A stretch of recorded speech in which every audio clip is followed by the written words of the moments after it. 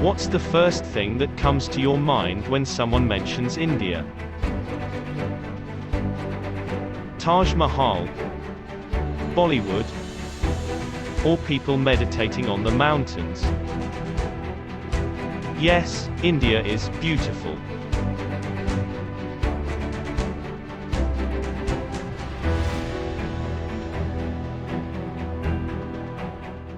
But there's another side they don't want the world to see. The side Indians like to hide behind walls.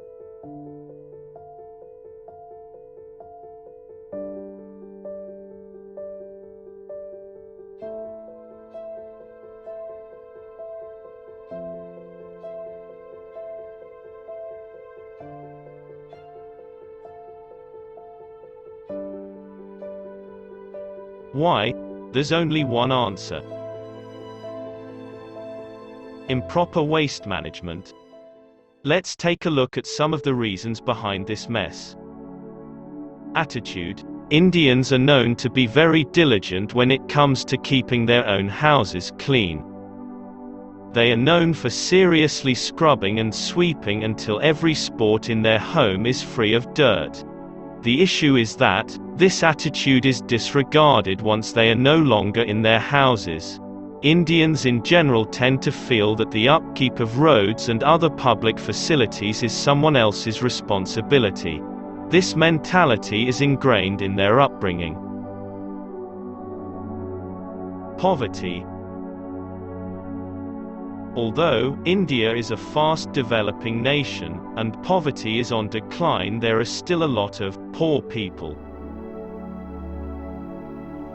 According to the Rangarajan Committee, over 38% of the population are living below the poverty line. With such widespread poverty, disposing thoughtfully of rubbish is probably the last thing on the mind of someone who is struggling to find bread for the day. India is one of the most populous countries in the world with over 1 billion citizens. Only China has a higher population. With such a vast number of people and inadequate infrastructure to both comfortably house and support their needs, rubbish is an inevitable consequence.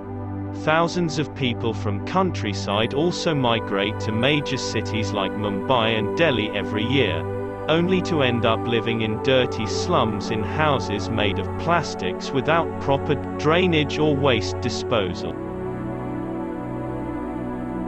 Humans are social creatures and we have a tendency to follow the lead of others. When a street already has rubbish on it, it almost comes naturally to simply add to the pile. India also has a pervasive caste system. Due to societal norms, there are certain class of people to perform a specific job. Cleaning is considered a dirty job, thus beneath those of a higher class. It therefore became somebody else's problem. The lack of government services to empty bins, repair open drains, and clean the existing mess results in more mess and becomes an unending cycle. There are not enough garbage collection bins in some localities, which forces people to dispose of their waste in public places. Add to this fact that dustbins are often hard to come by, simply perpetuates the problem.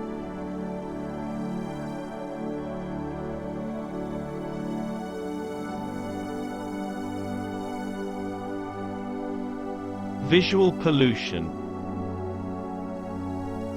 damages the aesthetics of a place. It causes visual pollution as the presence of litter makes a place unclean and, hence unpleasant to the eyes. Tension in the society. Often, irresponsible citizens tend to litter the streets and other public properties or even private properties of their neighbors. When other members of the public complain against such littering, the guilty often go into denial mode or exhibits adamant behavior. Thus, tensions are born between members of society which can also lead to violent clashes in extreme cases: soil, water, and air pollution. Hazardous chemicals can leach out of the litter and pollute the soil and water bodies located nearby. These toxins then enter the human body via the food chain. The contaminants also stunt plant growth and cause health issues in animals living in the area. Littering can also lead to air pollution. Often, the litter is put on fire as an easy way to get rid of the litter. The burning process can release significant volumes of toxic particulate matter and gases into the atmosphere. The pollutants can then cause respiratory problems and other health problems in humans and other living beings. Health problem. So air pollution has lots of effects, but I think the thing we worry about most is the shortening of life and reducing people's life expectancy. 40 years ago, we were thinking about this issue and began what was called the 6-City Study. And that study showed that people living in more polluted cities had shorter life expectancy through increased respiratory problems, but also through increased heart attacks, increased strokes. And as air quality has gotten better in those communities, we've seen that those people are living longer and have better health.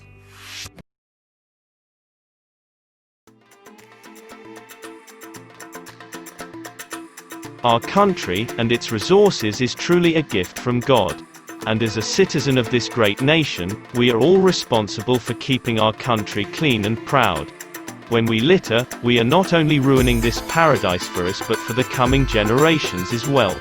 We're obliged to make this world a better place for successive generations, just like our older generations did. No one can change the whole world on himself, herself. But if we, as an individual, start making changes in our own life, it will be the cause of a big movement in the future, because many drops do make an ocean.